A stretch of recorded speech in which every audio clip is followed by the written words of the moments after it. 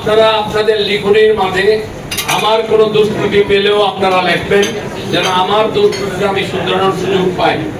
প্রবাহ চাঁদপুরে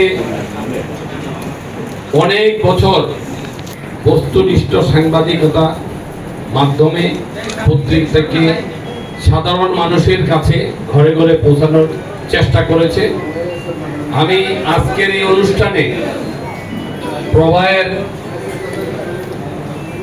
আরো যেন সাফল্য কামনা করি।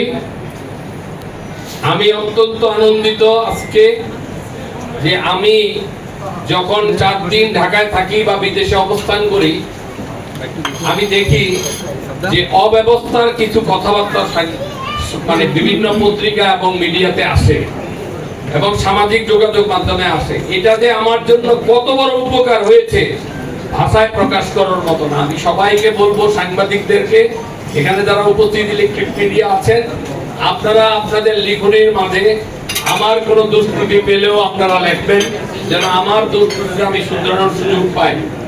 তবে একটি শ্রেণী যারা বিভ্রান্তমূলক তথ্য উপস্থাপন করে, তাদের বিরুদ্ধে একটি আইন হয়েছে, আপনারা সবাই জানেন।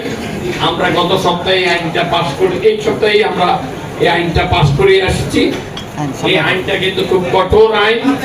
আপনাদের কাছে অনুরোধ থাকবে, যারা বিভ্রান্তিমূলক তথ্য প্রচার করে তাদেরকে আপনাদের মাধ্যমে, আপনাদের লেখনের মাধ্যমে তাদেরকে জানিয়ে দিবেন যে বিভ্রান্তিমূলক তথ্য উপস্থাপন করলে সমাজের উন্নতির থেকে অবনতি বেশি হয়।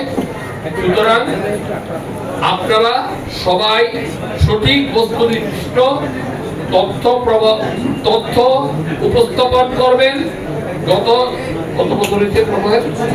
এই 25 বছরের চাঁদপুর প্রবাহ যেভাবে বস্তুনিষ্ঠ সংবাদ প্রচার করেছে, আগামীতেও চাঁদপুর প্রবাহ এবং সকল সাংবাদিক বৃন্দ, ইলেকট্রিক মিডিয়া সহ প্রিন্ট মিডিয়া, ইলেকট্রিক মিডিয়া যারা আছেন উপস্থিত, সবাই একইভাবে বস্তুনিষ্ঠ সংবাদ উপস্থাপন করবেন।